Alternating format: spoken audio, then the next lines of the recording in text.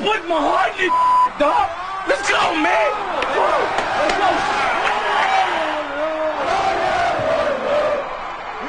Stick to Boston. Stick to Boston. Damn guys on shit.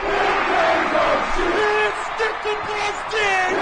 Stick to Boston. Damn guys on shit. Damn guys on shit. Good morning, afternoon, evening, everyone. Welcome to another episode of your favorite podcast, Through the Eye of the Hurricane. I am your host, Charlie Boyd. Before we begin today's episode, I do want to apologize. There's some ambient noise upstairs because they're doing construction at my studio. So I just wanted to apologize if anything I say gets drowned out due to the construction. And I just want to announce to you all that if for some reason if you can't hear me at all, there are captions above. Trying my best to point at it, but eventually when this gets uploaded, I'm sure you will see what I mean. Now on today's show, I want to discuss the commitment of Collins Achumapong. I apologize if I'm butchering the name. I mean, to be fair, that is a complicated name for simpletons like myself. So I want to apologize again. From going on forward, I will just call him Collins. Why? Because that's easier for everyone. Okay. So I was very impressed with the commitment of Collins. You know, frankly speaking, he's huge.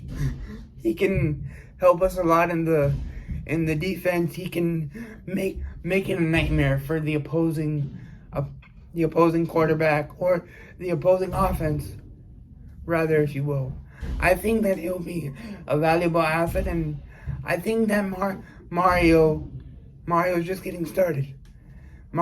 We've seen Mario's history of recruiting eliteness, so I think he's just getting started. Give him time, and we'll see what comes from that.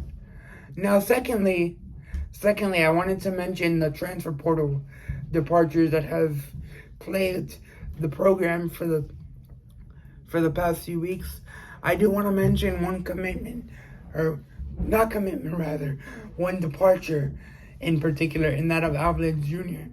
Now, before I preface this, before I say what I'm going to say, rather, I want to preface this by saying he is a personal friend of mine. I do know him, and I wish him the best, and any school would be lucky to have him. He's a great kid and a great football player. Now, in terms of the football aspect, I think whichever school gets him will win the college football defensive player lottery. I tried to think of an official name, but there is none. Anyway, to summarize my point, I think any school will be lucky to have him, because I think he's a valuable asset to any team in that he's a leader. He's very sharp off the ball. His reaction time is elite, so I think any school will just find the gem that he is, for lack of a better term. I also want to give a shout out to long snapper, or former now because he graduated. I want to give a shout out to Clay James. Thank you for always representing us with class and dignity throughout these 4 years. Thank you for always showing us what it means to be a Hurricane. And I extend the same to Will Mallory. Also, you're an elite player, but I can attest to you because I was a classmate of yours. You are an even better person. You're an even better human being. I wish you nothing but the best in whatever future career you decide to pursue, whether that be in the NFL or in the front office or just being a regular civilian like myself. Now that you probably fast forward everything that I said, I want to get to the important stuff. We did not make a goal. Yes, I know that was very sad. We did not make a goal. I'm not pleased by it. I was very upset. But hey, that's what you get when you play little to nothing mediocre. You play fluid every week. Not every week is consistent. But like I said, I trust in Mario to get it done. Instead of Pro Hurricanes today, this is a Pro Mario Cristobal podcast episode. So those of you in the comments who wish that to be different, I mean, I don't mean to sound cocky, but it's my show. Deal with it. So I trust in Mario's vision, and I trust in what he has for the program.